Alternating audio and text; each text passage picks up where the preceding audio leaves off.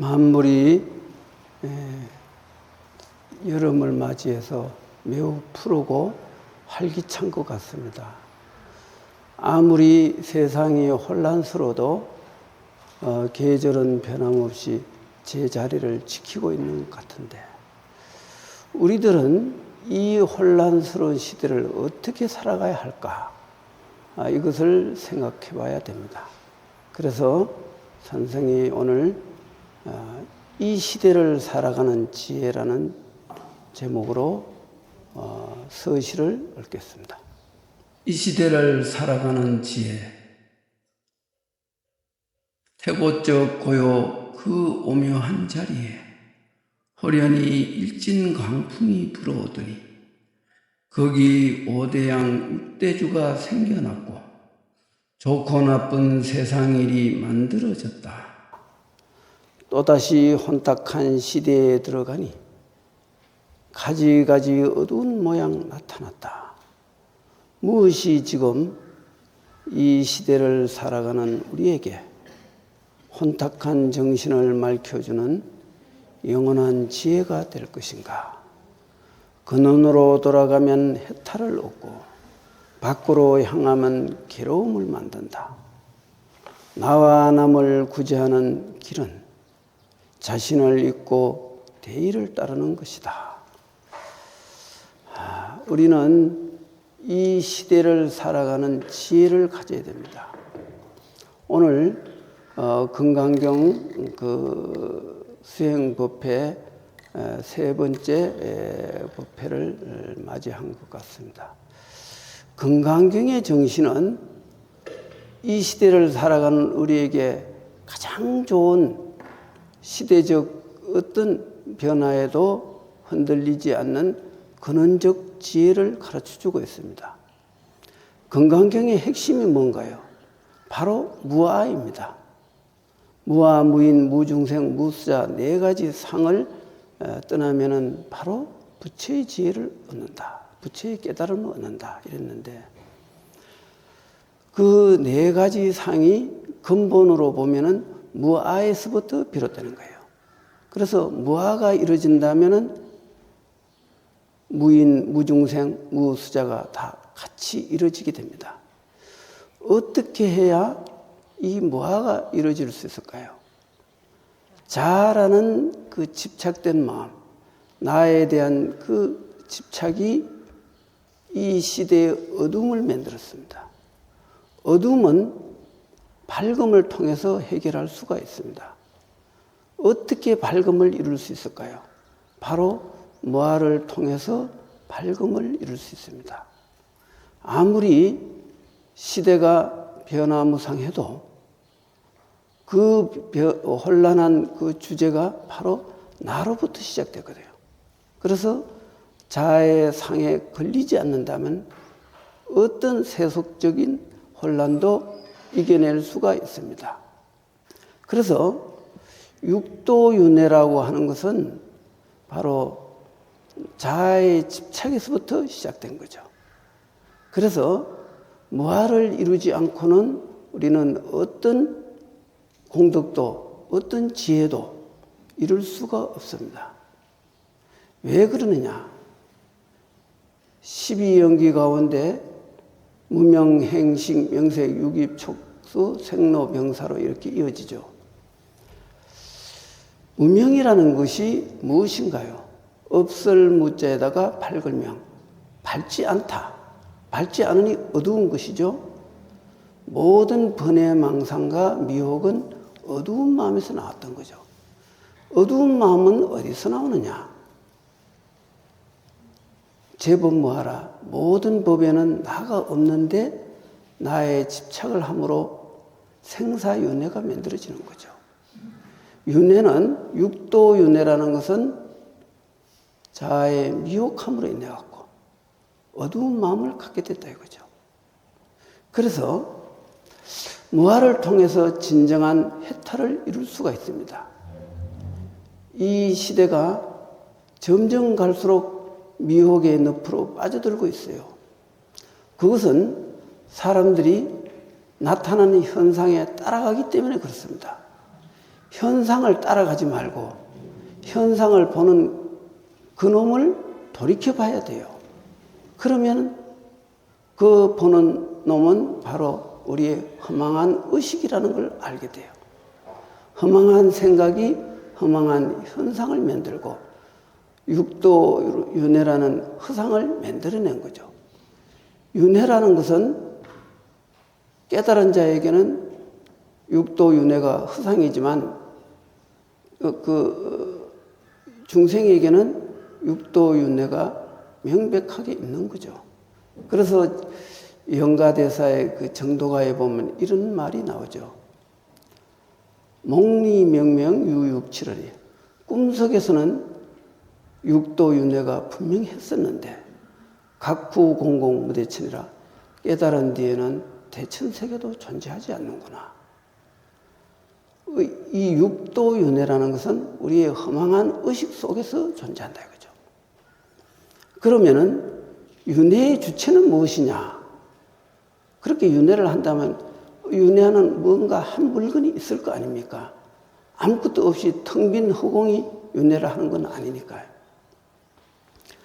윤회의 주체는 실제적으로는 없지만은 중생들이 행위를 통해서 업식이 나타나는 거예요.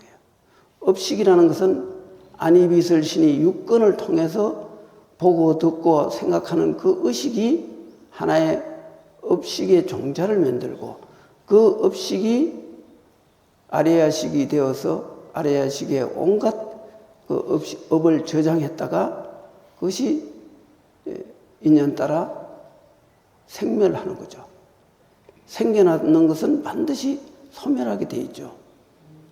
무생무밀이라 우리의 본래 성품 자리는 일찍이 생겨난 적도 없으니 소멸할 일도 없죠.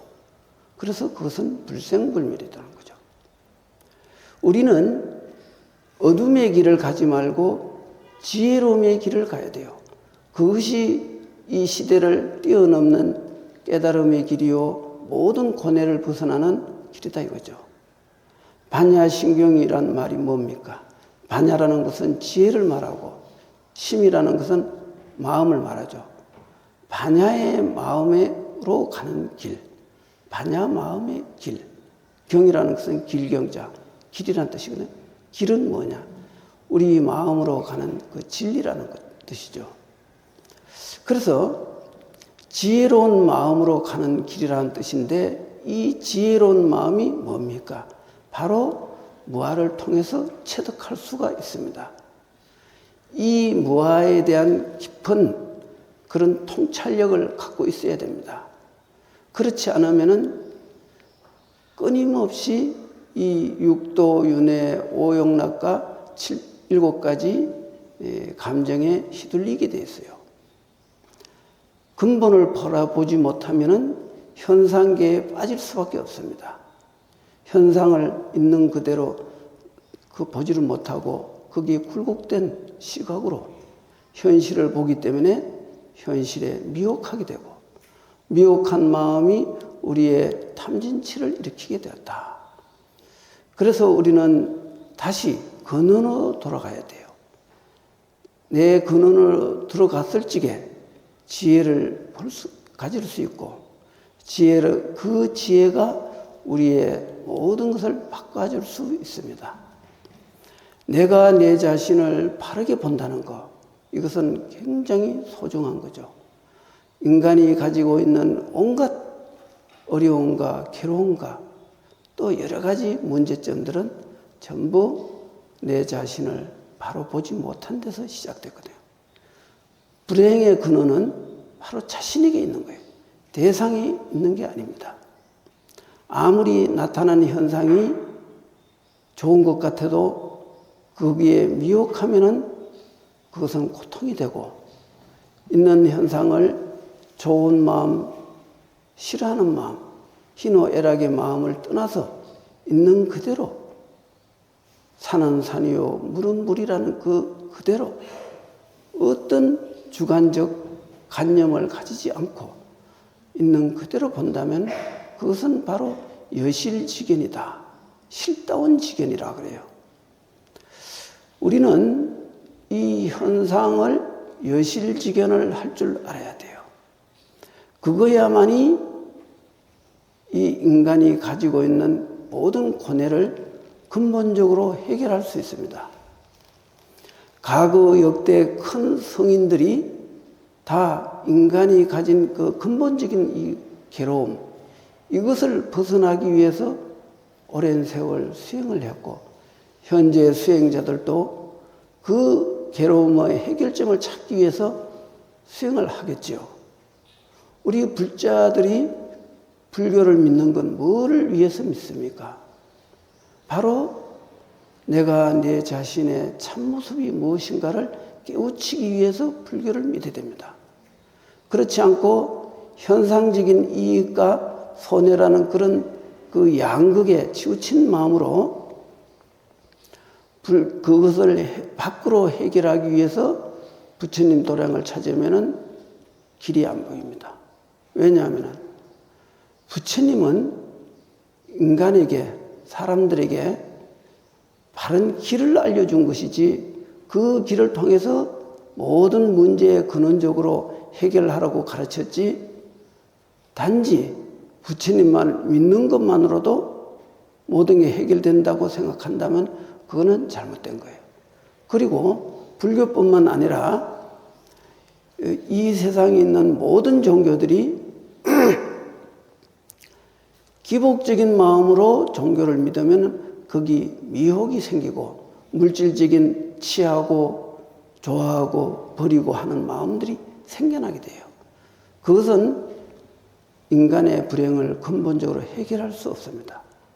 오직 내가 내 자신의 참모습을 보고 거기에 의지해서 살아갈 수 있어야 돼요. 어떻게 하는 것이 내 자신의 참모습에 의지하는 것이 될까요?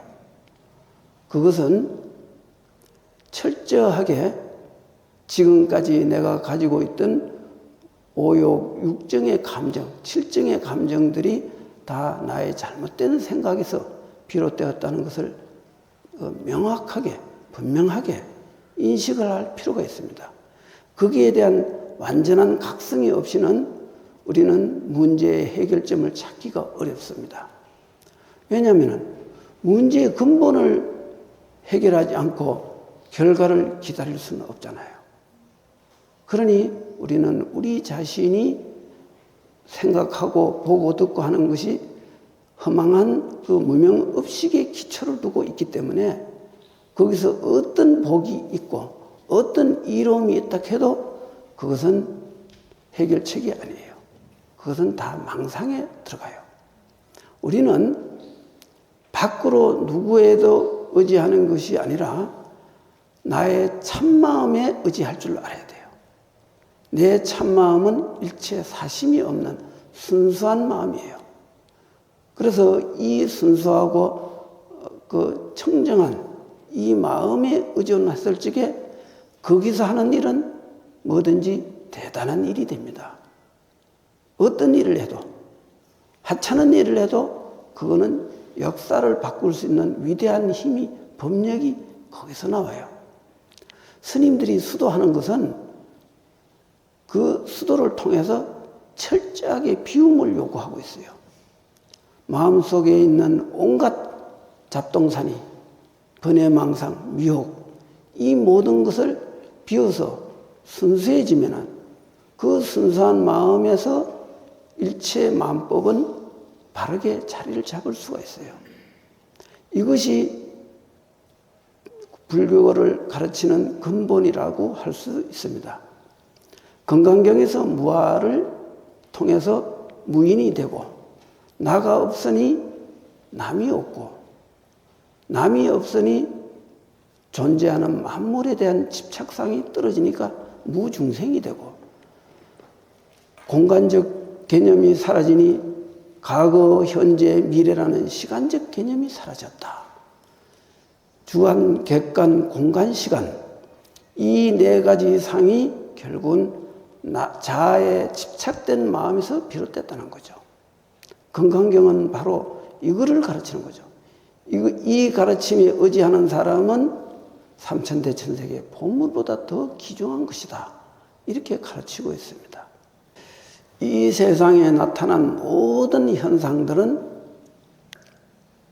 근본에서 보면은 다 허상이에요. 왜 허상인가? 그게 아상에서부터 시작된 견해는 영원한 게 아니거든요. 언젠간 사라지는 거예요. 언젠간이 아니라 바로 이 순간에 찰나의 생멸이 끊임없이 반복되고 있어요. 우리의 생각들이 일어났다 멸했다 하듯이 우주 만유의 모든 현상들도 순식간에 나타났다 순식간에 사라져요. 너무 그게 빨리 급속하게 진행되기 때문에 사람들은 모르고 있는 거죠. 근데 도의 입장에서 본다면은 이 모든 현상은 우리의 생각 속에서만 존재하는 것이다. 이렇게 깨우치게 돼요. 그러면은 어째서 이 생각 속에서 삼라만상과 일체만법이 생겨나느냐? 한 생각이 일어나면 만법이 일어나고 한 생각이 멸하면 만법이 멸해요. 그게 일체유심조의 도리입니다.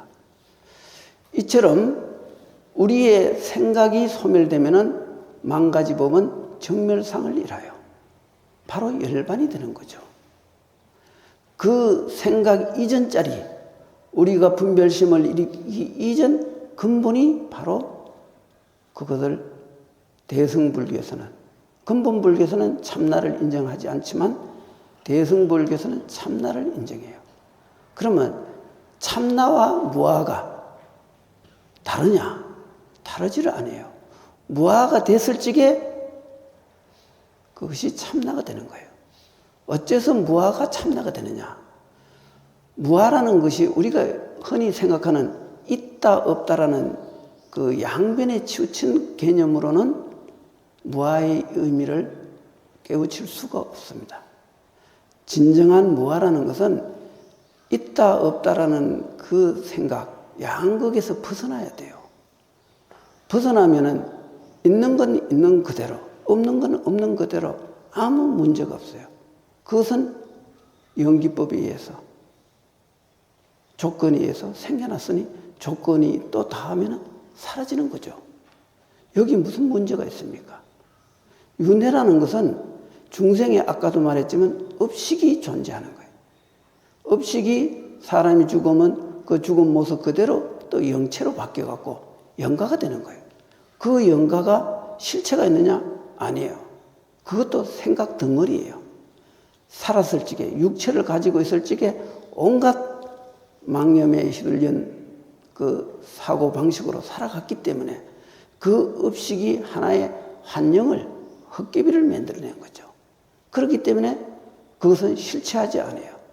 다시 업식이 어머니의 그 인연 따라 어머니의 뱃속으로 들어가면 그 업식은 또 다시 육근 의식을 갖추게 되었고 또 생멸 변화를 끊임없이 하는 거예요. 이것을 벗어나자는 것이 불교의 해탈이라는 거죠.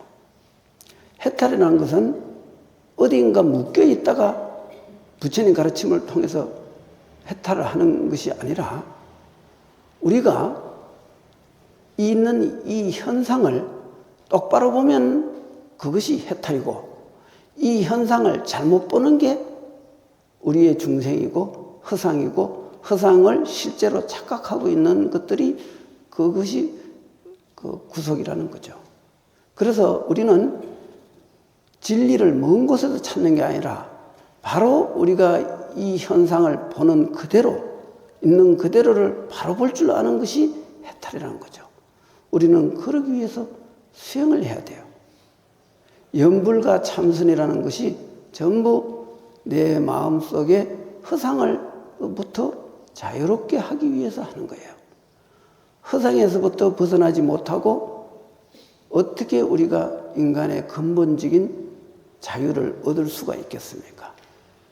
허상을 현재도 역력하게 보고 있는데, 근데 우리가 보고 있는 육건 육식으로 보는 이 허상은 의식이 사라지는 순간 그 현상을 분별할 대상은 없어져요.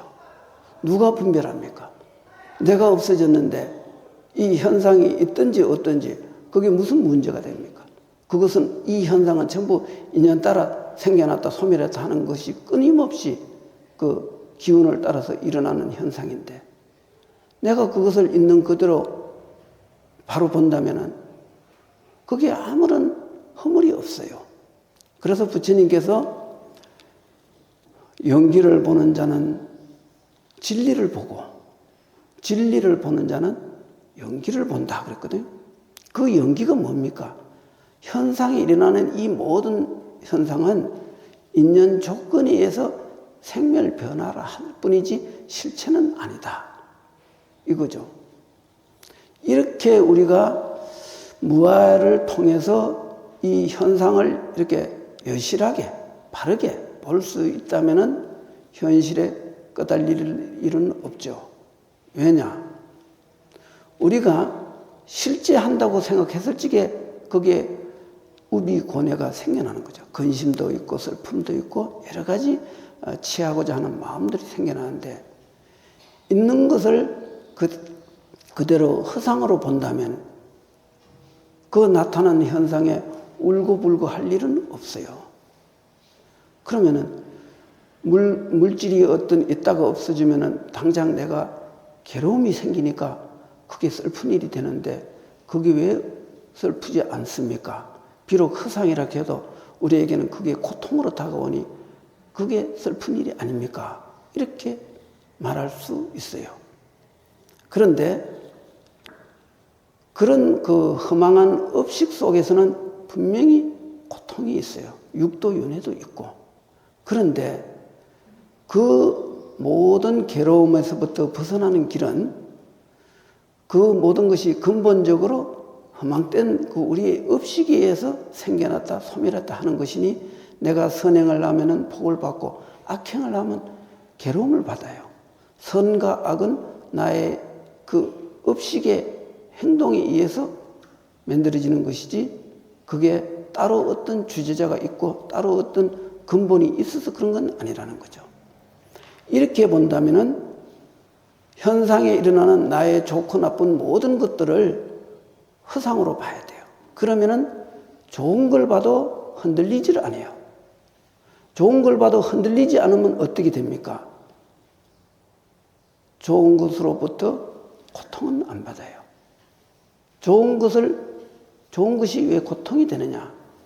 좋은 것에도 집착하면 그거를 잃어버릴 우려를 갖고 있기 때문에 그래서 좋은 것이 집착이 만들어지기 때문에 좋은 것이 있어도 괴롭고 또 나쁜 것이 있어도 괴로워요.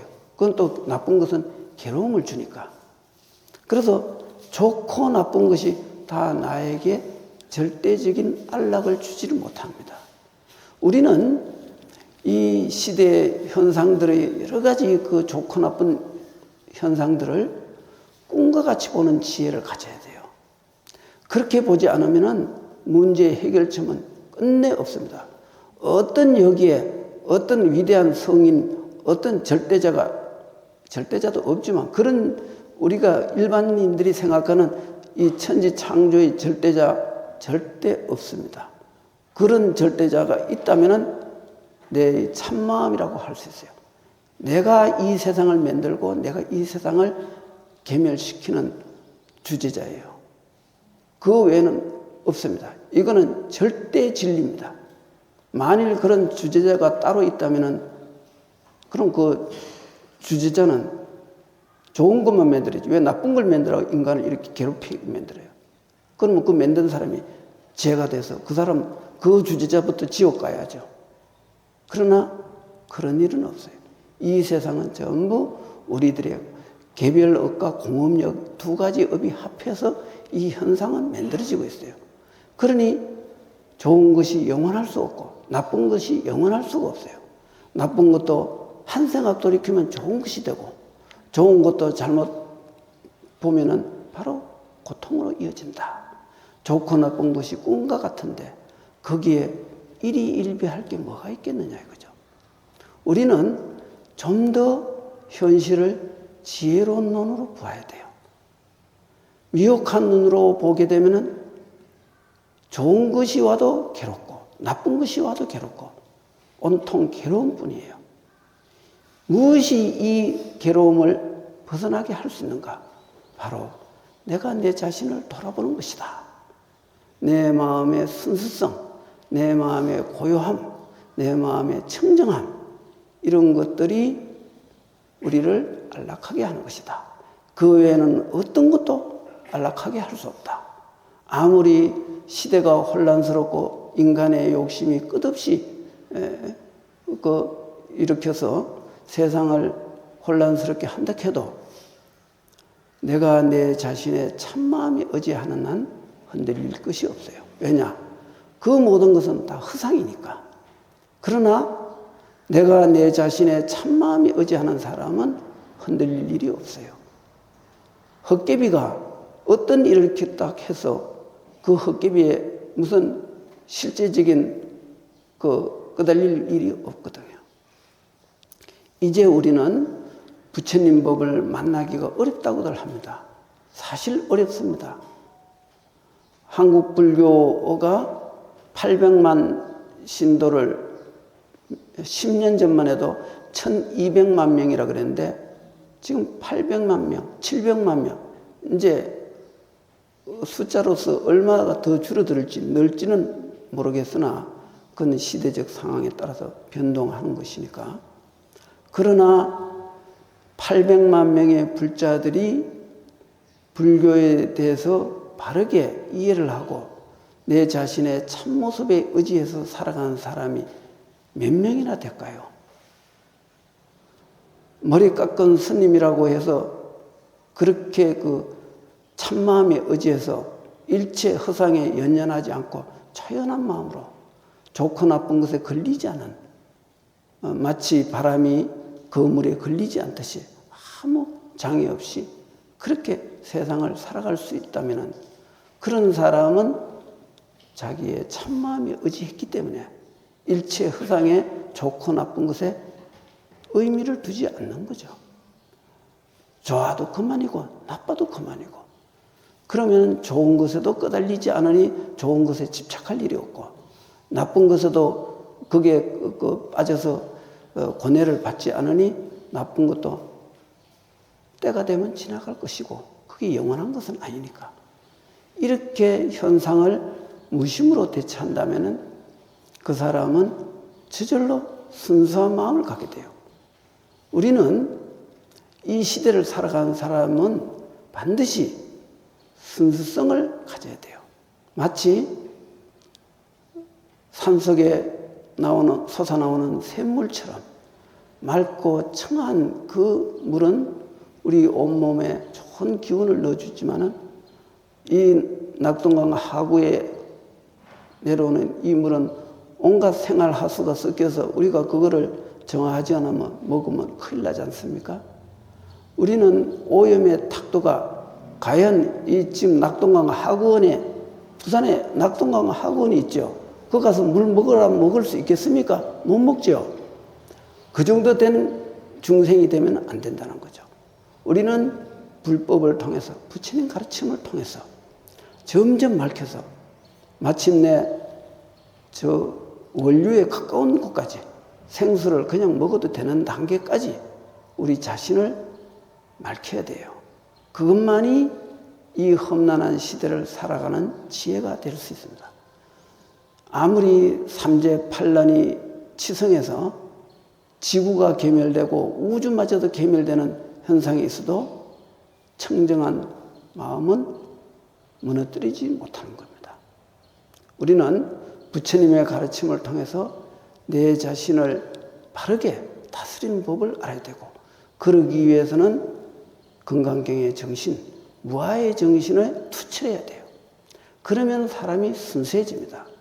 그런데 이것을 교리적으로 혹은 이론적으로는 이렇게 알고 있는데 그럼 구체적으로 생활 속에서는 어떻게 불법을 수행할 것인가? 여기 이제 있죠. 물질에 대해서는 인연에 맡겨야 됩니다. 현상적인 내가 전생에 복을 많이 지었으면 이 생에 별로 노력을 안 해도 일이 잘 풀려요. 사업을 내도 남들이 망한 사업도 그냥 하면, 복 있는 사람이 하면 그냥 성공하게 돼 있어요. 운이 따라준다는 것은 그 사람의 복이 따라준다는 뜻과 같은 거거든요. 이렇게 그 현실은 인연에 맡기는 것이 지혜롭습니다. 인연을 너무 역행한다고 해서 해결되지 않습니다. 인연은 순리적으로 따라주고 그 속에서 흔들리지 않는 법을 배워야 돼요. 흔들리지 않기 위해서는 있는 현상은 그 중생들의 망견에 의해서, 잘못된 생각에 의해서 나타난 허상이니 그 허상에 내가 흔들릴 이유는 없다. 이게 확고하게 굳어져야 돼요. 그러면은 좋은 것에도 흔들리지 않고 나쁜 것에도 흔들리지를 않아요. 근데 갑자기 오늘까지 그 생활에 집착했던 사람이 갑자기 내가 집착을 놨다 해서 뭐가 초연해지지는 않겠죠. 근데 그것도 시간이 필요해요. 왜냐? 오랜 세월 우리가 그 업력의 기운이 그 우리의 의식 속에 뿌리가 너무 깊어요. 그래서 돌을 많이 닦은 사람은 뭐가 마음을 내면 금방 바뀌는데 이 중생들은 생활 자체가 너무나 그 오랜 다급생의 윤회를 통해서 이렇게 거듭된 업력의 장애가 있기 때문에 그것도 습관이거든요.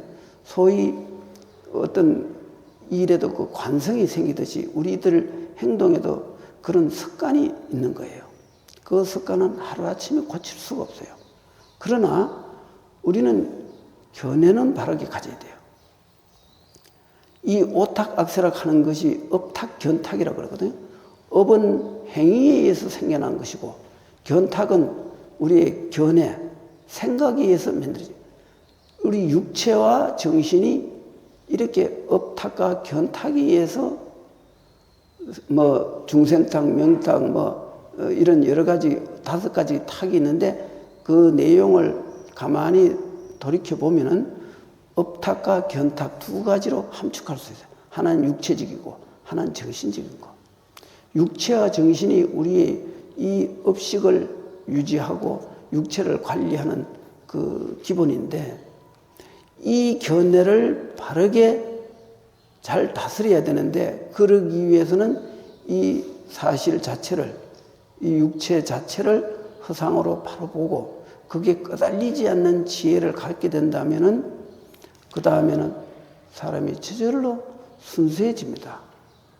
그게 금방 되지는 않지만 그 마음이 지속적으로 계속 마음을 그렇게 가지면은 저절로 맑아져요. 아무리 주변이 혼탁해도 혼탁에 흔들리진 않습니다. 그리고 그런 사람이 죽어서 다음 생에 돼도 저절로 맑은 의식을 갖게 돼 있고 또 발심을 하게 돼 있고 성건을 가지고 돌을 닦아서 수행을 잘하게 돼 있어요. 그래서 이 생에 수행을 잘하는 사람은 전생에 다 도인급이에요. 평생을 수행을 잘한 사람은 이 생에 어떤 그 현상적인 그런 뭐 장애가 있고 문제가 생겨도 거기 물들지 않습니다. 왜냐하면 우리가 잘못 살면은 그 고통은 누가 받습니까? 내가 받거든요. 그러니 내가 바르게 살아야 되는 거는 나를 위해서도 좋지만 이 세상을 위해서도 좋고 남을 위해서도 좋은 거죠. 그래서 근본에 들어가 보면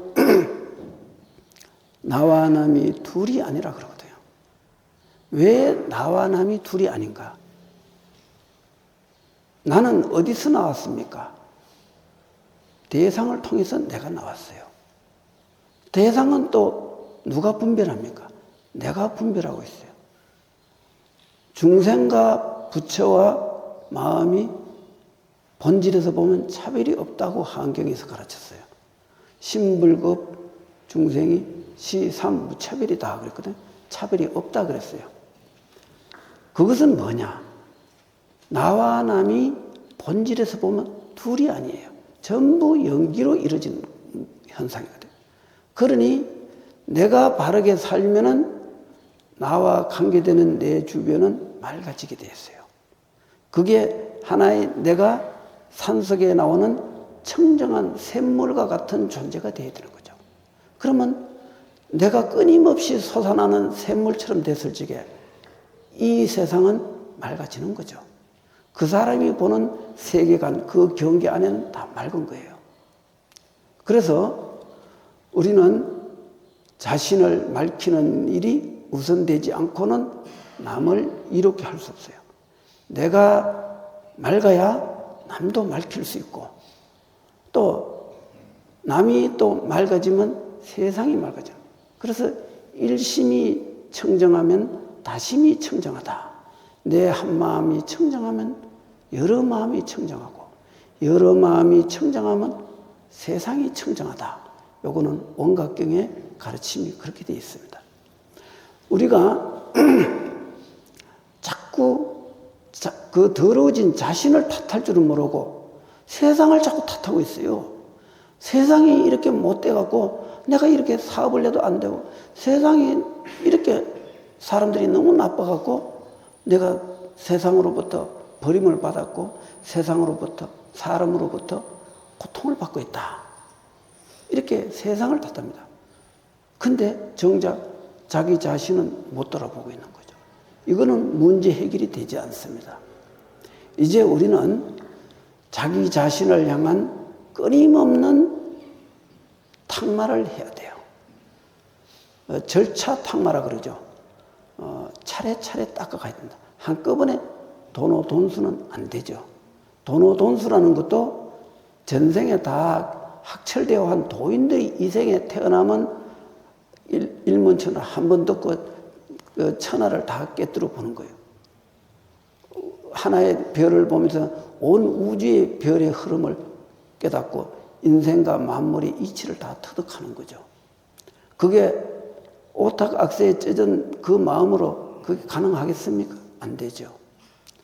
마찬가지로 우리가 이 한 마음이 청정하면 나와 관계되는 사람들이 다 도움이 되는데, 내 자신은 맑힐 줄 모르고 자꾸 세상을 탓해본들 세상이 어떻게 맑아지겠느냐.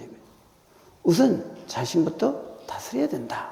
이 부산은 참 불심의 고장이라 그러죠. 내가 여러 군데 전라도, 강원도 뭐 여러 군데 이렇게 살아도 부산, 경남, 울산은 참 불심이 대단합니다. 그래서 여기 소림사에도 오늘 참 많은 신도들이 이렇게 오셨는데 역시 불심의 고장답습니다. 그런데 이 좋은 불심들이 좋은 가르침을 통해서 해탈을 해야 되는데, 그게 안 된다면 불교를 믿은 효과를 100% 발휘해야 되지 않습니까? 오늘 산승이 하는 법문은 우리가 내 이 한마음을 맑히는 그 작업을 가르치는 거니, 이 말을 잘 이해를 하셔야 돼요. 흔히 불교를 만나기 어렵다 하지만은 그 어렵다 하는 것은 바로 이러한 우리의 마음을 맑히는 그런 진정한 깨달음의 길을 구하기가 어렵다는 거예요. 현실에 물들기는 쉬워요. 100년을 닦은 사람이 어느 그 수행의 그 말기에 오욕락에 빠져서 평생을 수행을 송두리째 까먹고 중생으로 전락한 경우를 많이 볼 수 있습니다. 사람은 늙을수록 정신 차려야 돼요. 젊어서는 야망이 있어갖고 뭔가 열심히 하다가 어느 정도 수행력이 쌓여갖고 뭐 공부가 힘이 좀 있으면 60, 70대면 이제 아상을, 버려야 될 아상을 더 키우기 시작하는 거예요. 그때부터 이제 명예욕이 치닫는 거예요. 세상의 모든 욕심이 결국은 명예욕으로 가거든. 사람이 늙으면 명예를 구하는 마음이 강렬해지거든요. 본능이에요. 젊었을 적에는 색욕이 강한데 중년에는 물질에 대한 욕심이 강하고, 늙으면 물질이고 이성이고 다 허망하고 그게 별로 좋지 않다는 걸 알기 때문에 그때 남는 게, 마지막 남는 게 명예욕이에요. 성철 스님께서 그런 말씀 하셨어요. 내가 오욕락에 대해서 다 버렸는데 내가 종정이 되고 보니 명예욕이 참 무섭다. 나 아직 명예욕을 못 버렸다. 이 말을 하셨거든요.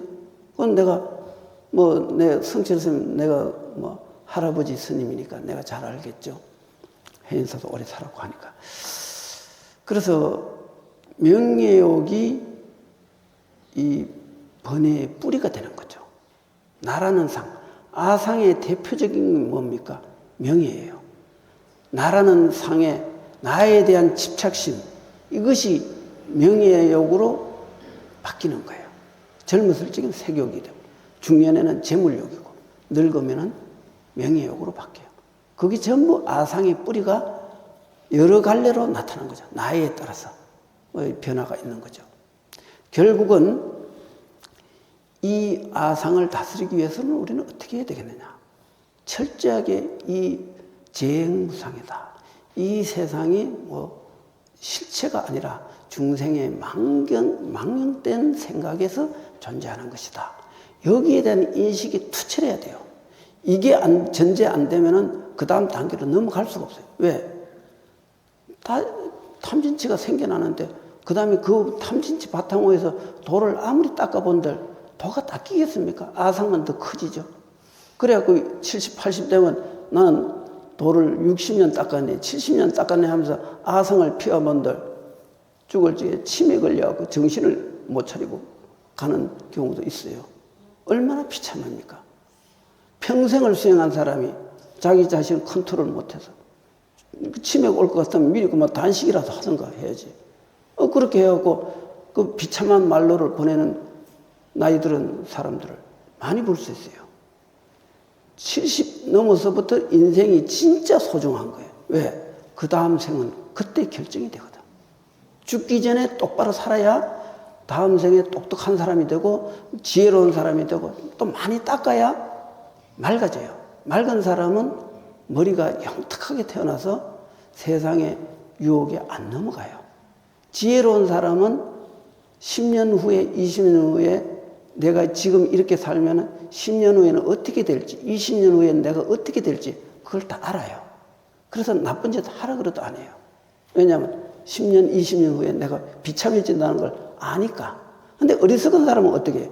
10년 후에 죽을지라도 나는 현재 맛있는 음식을 위해서 나는 목숨을 걸겠다. 그래갖고 밥 한 그릇에 목숨을 걸고 싸우는 사람이 있어요. 그런 사람 있잖아요. 그거는 눈앞에 밥 한 그릇에 집착해갖고 자기 인생을, 미래를, 평생을 바꿔버리는 거죠. 그게 그 차이는 있을지 몰라도 중생은 되게 다 그래요.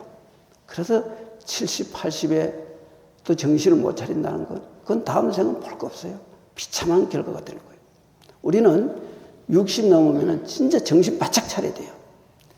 옛날에 이 사회 선비들도 배설아치 하던 사람들이 50 넘으면은 낙형해갖고 초야에 묻혀서 농사 지으면서 그 제자들 글자나 가르치고 그렇게 여생을 참 맑게 살거든. 수양을 하거든. 왜 우리 불자들은 왜 그걸 못해요? 죽을 때까지 돈 벌어갖고 그 다 쓰지도 못할 거 왜 그렇게 벌려고 애를 쓰느냐 말이에요. 그거 참 한심해요. 나는 요즘도 토굴에 생활하기 때문에 일종식을 합니다. 내가 21살부터 지금까지 일종식을 했어요. 일종식 하는데 너무 한가롭고 시간도 많이 이렇게 활용할 수 있고 참 좋아요. 내 체중 메달로 군대도 떨어졌고. 그래서 나는 오로지 그냥 정진만 할 수밖에 없는 상황인데 정말 그 하루에 밥 한 그릇으로 나는 대만족이에요. 더 이상 바랄 게 없어요. 내가 더 이상 뭐가 필요합니까? 수행자가. 하루에 밥 한 그릇이면 이 몸뚱아리 유지하는데 아무 문제가 없는데 왜 많은 물질이 필요하며 많은 명예가 왜 필요합니까? 잘난 척 아무리 했다 한들 그거 다 허망하기 짝이 없는데 이제 우리는 정말 자기 자신을 각성해야 되고 내 자신을 위해서 철저한 투자를 해야 돼요. 그 투자가 다른 거 없어요. 오직 순수하고 맑은 정신으로 마음을 닦아야 돼요. 그 마음 닦는 방법으로 나는 우리 불자들에게 염불을 권장합니다. 화두를 나는 선원장도 했고 선방을 오래 살았지만은 내가 선을 해보니까 이게 생활인이 선을 하기에는 안 맞아. 모든 불자들이 그 연부를 통해서 선정력을 키워야 돼요. 계정의 산막이라는 것은 불교의 그 수행의 그 차제예요. 계를 통해서 정이 되고 정을 통해서 지혜가 나요. 계와 정이 없이 일시적으로 육단심으로 정진해갖고 지혜가 얻었다면 그 지혜는 근해지가 되었고 다시 미혹하게 돼 있어요. 그리고 현실에 물들어요. 그렇기 때문에 선정이 바탕이 안 된 지혜는 위험해요. 그게 바로 가짜도인, 사이비도인이 되는 요인이 되는 거예요. 우리 불자들은 지혜는 설사 없다 하더라도 선정력과 계율과 선정만 길러도 그 사람이 다음 생에는 대단한 사람이 될 수 있습니다. 어차피 우리가 생사했다는 그렇게 간단한 문제가 아니에요. 그거는 다급생에 닦은 그 수행자들만 가능한 거예요. 그렇다면 우리는 뭘 해야 되겠어요? 양심적으로 순수하고 그 세상이나 남한테 빚지지 말고 빚을 지면 안 돼요. 그 다음 생에 꼭 갚아야 돼. 이 세상에 공짜가 없습니다. 공짜가 없으니 내가 세상으로부터 얻은 것은 세상에 다 갚아야 돼요. 그래서 지혜로운 사람은 빚을 안 지고 삽니다. 왜냐하면 그 공짜라는 건 세상에 없거든요. 우리가 세상에서 남 모르게 그냥 이렇게 빚을 많이 지면 남 모르게 그 빚을 다 갚아야 돼요. 그래서 아는 사람은 그 세상으로부터 가장 검소하게 살 수밖에 없어요. 검소하게 살면은 그게 바로 그 세상으로부터 모든 사람에게 빚을 안 지고 사는 법이거든요. 그러면 다음 생에는 풍족하게 살 수 있어요.